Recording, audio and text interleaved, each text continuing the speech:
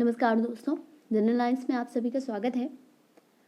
हम लोग ये घटना चक्र का जो समसामयिकी द्वारा पीजीटी टीजीटी के लिए प्रीवियस ईयर पेपर्स का जो सेट निकाला गया है ना, जिसमें सभी का मतलब सम्मिलित है, नेट के भी, पीजीटी टीजीटी के भी, जीआईसी के भी। तो इसके जो क्वेश्चन पेपर है उसको देख रहे थे। इसमें हम लोगों ने सैन्य सभ्यता का जो पोर्शन था वो उसकी वीडियो बना रहे थे।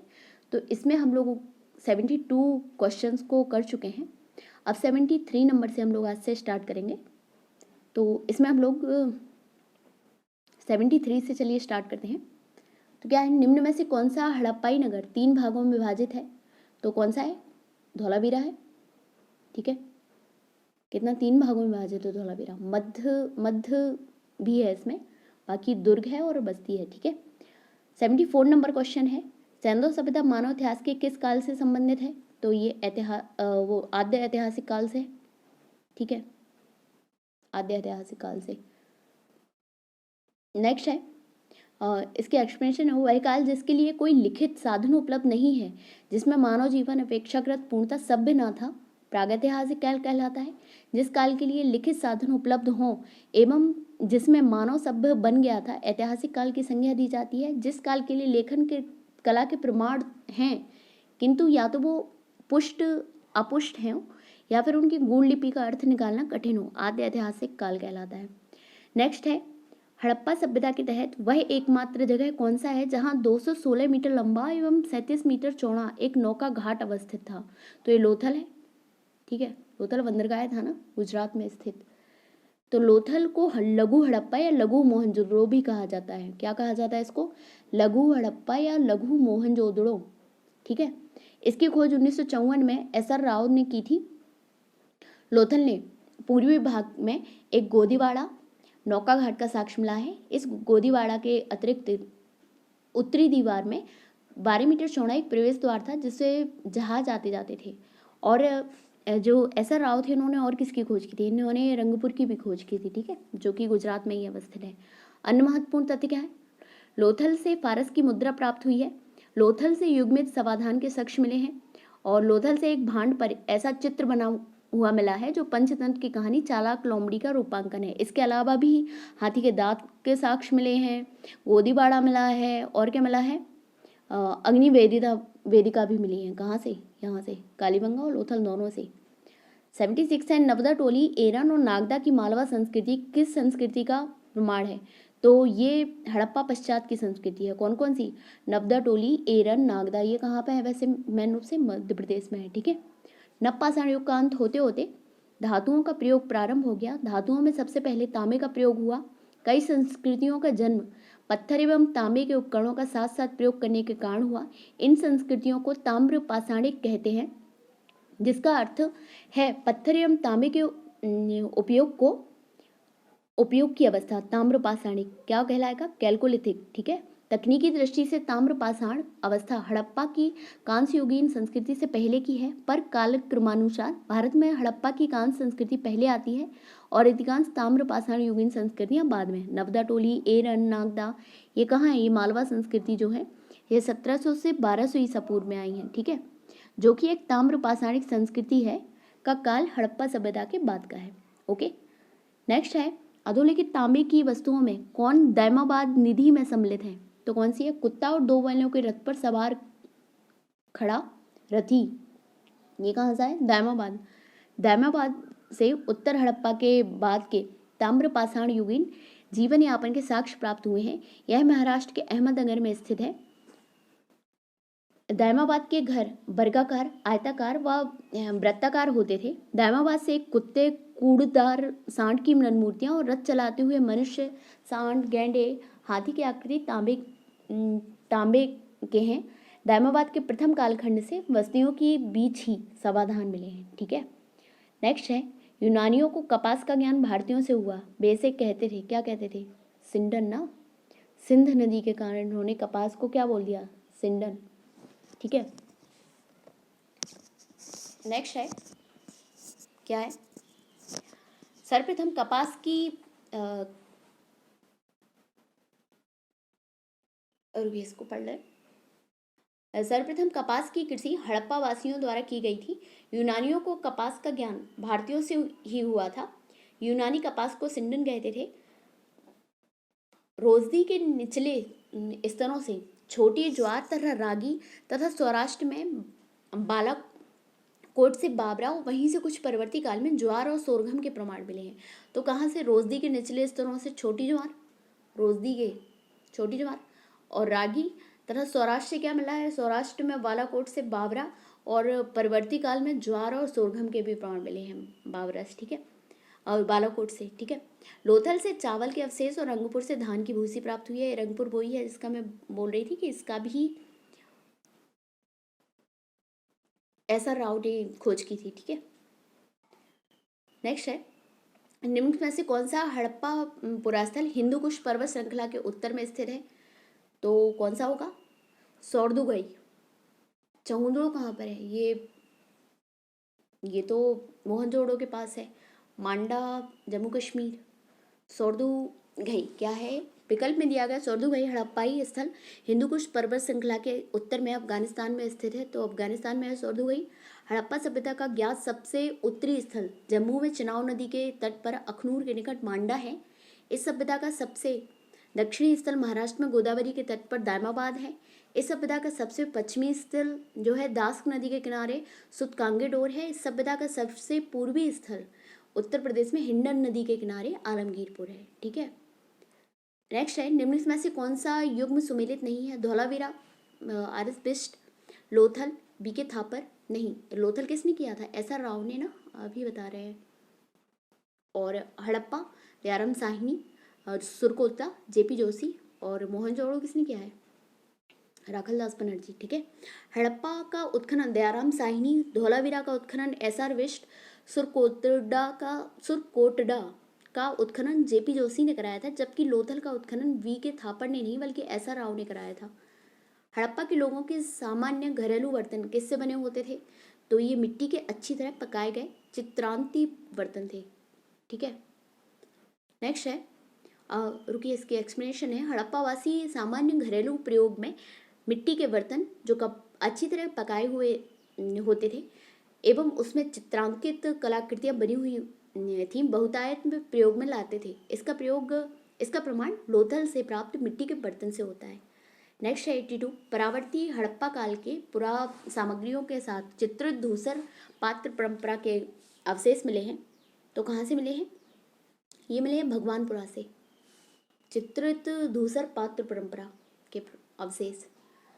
क्या भारत स्थित पंजाब, हरियाणा, उत्तर प्रदेश और जम्मू में भी कई परिवर्ती हड़प्पा स्थलों की खुदाई हुई है। उत्तरी एवं पूर्वी क्षेत्रों के परिवर्ती हड़प्पा स्थलों में जो चित्रित हड़प्पाई मृदभांड पाए गए हैं उनमें आकृतियां अपेक्षाकृत सरल हो गई हैं। हालांकि कुछ नए पात्र प्रकार भी मिलते हैं। कुछ उत्तर हड़प्पा पात्र प्रकार भगवानपुरा के चित्रित धूसर मृदभांड अर्थात पेंटेड ग्रे वेयर अवशेषों में सम्मिश्रित पाए गए हैं। अन्य महत्वपूर्ण तथ्य क्या है? रागी उत्तर भारत के किसी भी हड़प्पा स्थल में अभी तक नहीं देखा गया है। आलमगीरपुर में उत्तर हड़प्पाई लोग संभवतः कपास भी उपजाते थे। अधिकांश परिवर्ती हड़प्पा स्थल देहाती बस्तियां ही हैं। नेक्स्ट क्वेश्चन है, सिंधु घाटी सभ्यता के पतन के संबंध में कौन से ढंग सुमेलित हैं? गार्डन, विदेशी ब्राह्मण, ऑरेल स्टेनिन, जलवायु परिवर्तन, बीएन मिश्र भूगर्भ स्थलीय और डेलेस भौगोलिक घटनाक्रम। तो सुमेलित बताना है तो इसमें कौन सा है? चारों सुमेलित हैं। गार्डन को क्या बोलते हैं? विदेशी आक्रमण हुआ था। स्टेनिन क्या बोलते हैं? जलवायु परिवर्तन हुआ है, ठीक है। डेलस क्या बोलते हैं? भौगोलिक घटनाक्रम। और बीएन मिश्र क्या बोलते हैं? भूगर्भ स्थलीय परिवर्तन, ठीक है। विकल्प में सभी कथन सही सुमेलित हैं। मार्शल ने मोहनजोदड़ो, मैके ने चहुंदड़ो, एस आर राव ने लोथल के पतन का प्रमुख कारण बाढ़ माना है, ठीक है। व्हीलर, गार्डन, चाइल्ड, मैके, पिगट आदि विद्वानों ने सिंधु सभ्यता के पतन का कारण आर्यों के आक्रमण का माना है। अमेरिकी इतिहासकार KUR कैनेडी ने मलेरिया जैसे महामारी को सिंधु सभ्यता के पतन का कारण माना है। रूसी विद्वान M दिमित्रेव अदृश्य गाज भौतिक रासायनिक विस्फोट को इस सभ्यता के पतन का कारण मानते हैं। नेक्स्ट है, हड़प्पा संस्कृति के विनाश के लिए आर्य आक्रमण के सिद्धांत का प्रतिपादन किसने किया? तो ये किया है किसने? ये गार्डन, चाइल्ड, और मार्टिन और व्हीलर, स्टुअर्ट पिगट ने किया है, ठीक है। तो इसमें से कोई नहीं होगा, ठीक है। क्या क्या हो जाएगा, गार्डन चाइल्ड और मार्टिन और व्हीलर, स्टुअर्ट पिगट, ठीक है। सर जॉन मार्शल ने ऐसा राव का मानना था कि सैंडो सभ्यता का विनाश क्या हुआ, बाढ़ से हुआ। बीबी लाल के अनुसार जलवायु परिवर्तन, प्रदूषित वातावरण के कारण इस नगरी का उनका अंत हो गया। नेक्स्ट है, सिंधु सभ्यता के लोग किस देवता की पूजा करते थे, तो पशुपति की, वो जो मोहर पर बनाई गई थी ना पशुओं के साथ में। नेक्स्ट है, अच्छा, सैनो सभ्यता में मुख्यतः मातृ देवी की पूजा होती थी। यहाँ के स्थलों से सबसे अधिक नारी की मृण मूर्तियाँ प्राप्त हुई हैं। सैंधव सभ्यता में पशुपति पूजा भी प्रचलित थी। हड़प्पा से प्राप्त एक आयताकार मोहर में स्त्री के गर्भ से निकलता पौधा दिखाया गया है।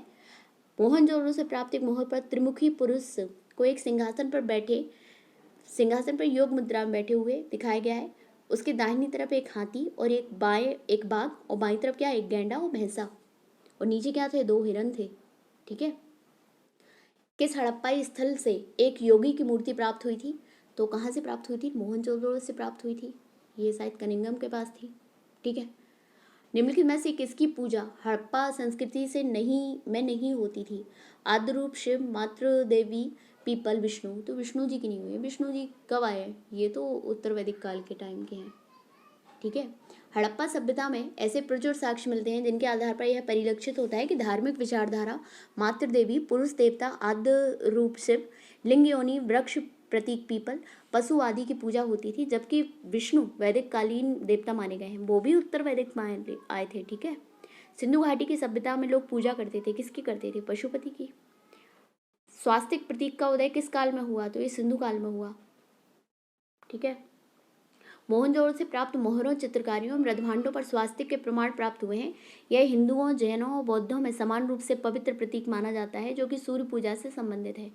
नेक्स्ट है, शैव धर्म का प्रारंभ किस काल से माना जाता है, तो ये हड़प्पा से माना जाता है।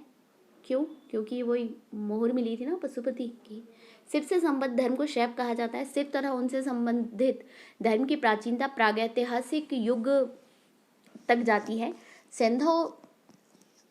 सैंधव सभ्यता की खुदाई से मोहनजोदड़ो से एक मुद्रा पर पद्मासन में विराजमान एक योगी का चित्र मिलता है, जिसके सिर पर त्रिशूल जैसा आभूषण और 3 मुख हैं। सर जॉन मार्शल ने इस देवता की पहचान ऐतिहासिक काल के शिव से स्थापित की है।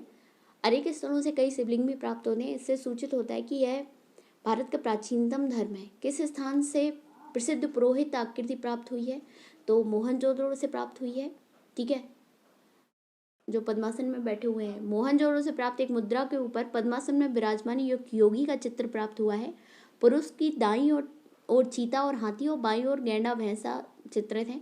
मोहनजोदड़ो नामक स्थल की खुदाई वर्ष 1922 में राखलदास बनर्जी ने कराई थी। इस स्थल से बृहद स्नानागार, पुरोहित आवास, अन्नानागार, जिसमें अन्नानागार क्या है, सबसे बड़ी इमारत है यहाँ की, मोहनजोदड़ो के ध्वंसावशेष पाकिस्तान के सिंध प्रांत के लड़काना जिले में सिंधु नदी के दाहिने तट पर स्थित है।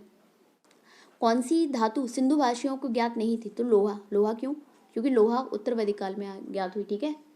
सैंधव सभ्यता कांस्य युगीन सभ्यता थी। यहाँ के लोग लोहे से परिचित नहीं थे। यहाँ से तांबा, कांसा, स्वर्ण, चांदी आदि धातुएं तो मिली हैं, परंतु लोहे की प्राप्त नहीं हुई है। वस्तुतः हड़प्पा कालीन लोग लोहे से परिचित नहीं थे। भारत में लोहे युग का प्रारंभ उत्तर वैदिक काल लगभग 1000 ईसा पूर्व से माना जाता है।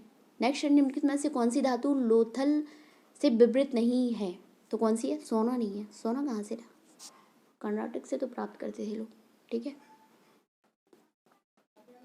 क्या था, सिंधु सभ्यता से संबंधित लोथल नामक पुरास्थल गुजरात के अहमदाबाद जिले में भोगबा नामक नदी के तट पर सरगवल गांव से 2 किलोमीटर उत्तर में स्थित है। लोथल से सोना धातु के बारे में जानकारी का कोई साक्ष्य नहीं प्राप्त है, जबकि शेष अन्य धातु की प्राप्ति लोथल से हुई है।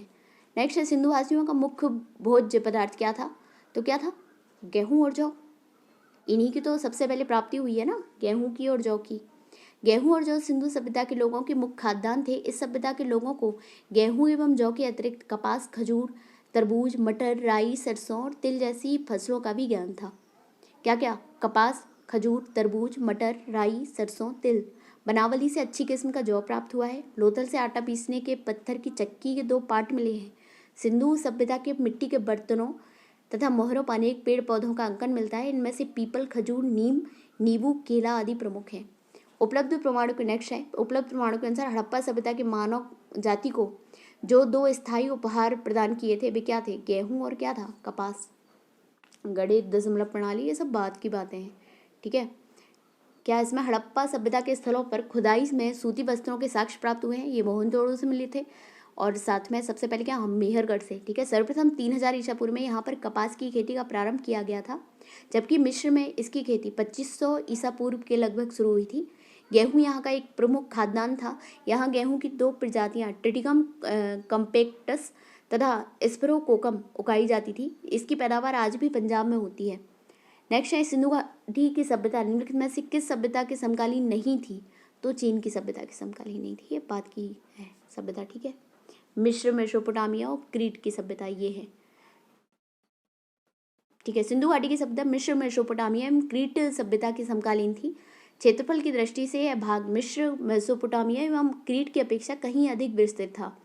समकालीन विश्व की कोई अन्य सभ्यता सिंधु सभ्यता से विस्तृत नहीं थी।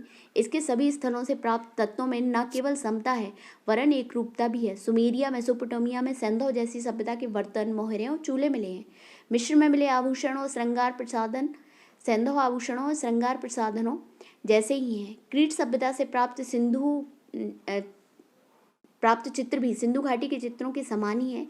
इन चित्रों में इन प्रमाणों से स्पष्ट होता है कि सिंधु सभ्यता का सुमेरिया, मिस्र और क्रीट सभ्यताओं के व्यापारिक संबंध था।